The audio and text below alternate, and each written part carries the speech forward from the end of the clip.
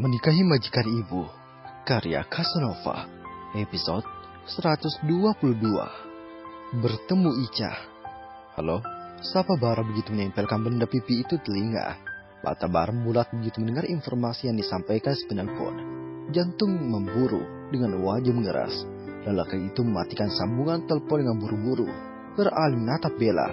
Istrinya masih duduk di tempat yang sama, tertunduk dengan wajah sebabnya karena kebanyakan menangis. Kekesalan Bara pada istrinya belum sepenuhnya reda, tetapi informasi yang disampaikan petugas rumah sakit cukup membuat Bara bernafas lega. Meskipun masih ada kekhawatiran mengganjal di dada, dia belum mengetahui jelas bagaimana kondisi Isabel, tetapi dengan mengetahui keberadaannya, itu sudah lebih melegakan. Ica sudah ditemukan, sekarang berada di rumah sakit. Cerita Bara bergegas keluar kembali. "Mas, tunggu, aku ikut," seru Bella berlari menyusul, hampir terjengkal kembali. Tersandung permadani yang melapis lantai kamarnya.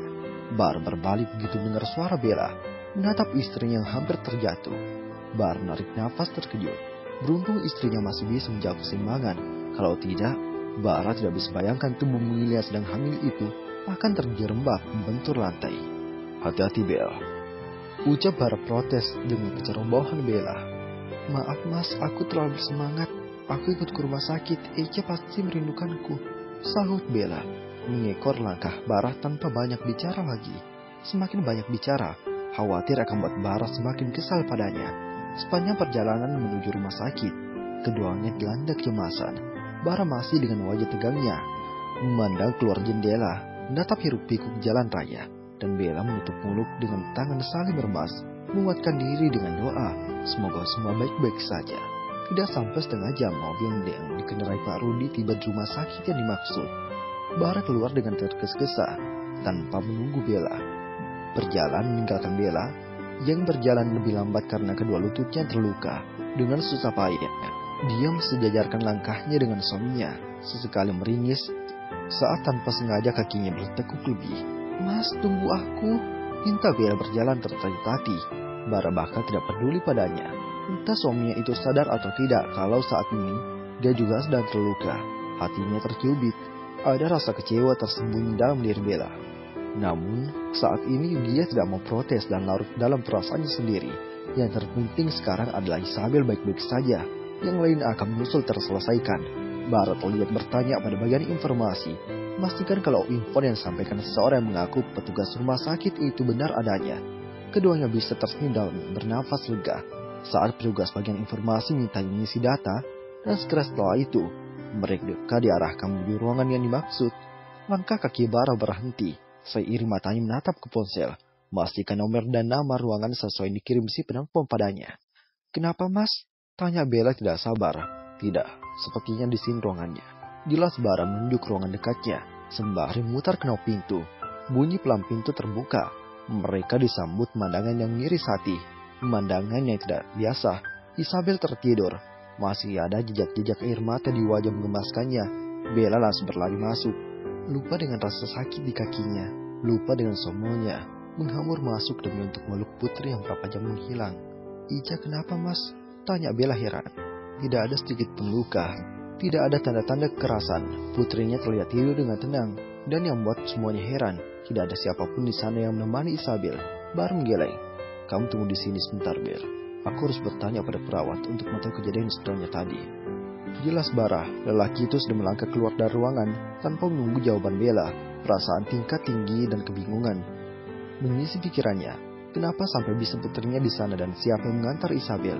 Hampir setengah jam Bara menghilang untuk mencari tahu. Begitu kembali, Bella hampir tertidur. Telungkup di berangkar menggenggam tangan mungil Isabel. Seulas senyum terbit di wajah tampan dan rupa melawan Bara. Melangkah masuk menikmati pandangan yang membuat hatinya menghangat. Keadaan lebih tenang. Pikirannya pun sudah tidak sekali sebelumnya. Meskipun sampai sejauh ini dia tidak mendapatkan informasi apapun, setidaknya Isabel aman dan kembali ke tengah keluarga. "Bella, sebaiknya kamu pulang saja," tepuk Bara berbisik lembut di telinga Bella. Panik dan kekhawatiran terlalu merajalela dalam hatinya, sampai dia melupakan istrinya yang juga sedang hamil anaknya. Memori otaknya sedang memutar kembali kejadian yang terjadi sepanjang sore hingga malam. Bara tersadar sudah berlaku kasar pada Bella. "Maafkan aku," bisik Bara pelan. "Bella, bangun. Sebaiknya kamu pulang dan istirahat.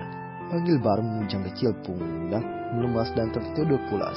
Kepala tertunduk bertumpu di atas tangan bertekuk itu bergerak, menerjap dan beradaptasi dengan cahaya sebelum mengeluarkan suara seraknya. Mas sudah kembali. Bagaimana Ica? Dia baik-baik saja kan? Tanya Bella berondong Bara dengan pertanyaan. Iya, dia baik-baik saja. Petugas rumah sakit tidak tahu apa-apa. Hanya mengatakan Ica dibawa orang tidak dikenal dan beri nomor ponselku untuk dihubungi.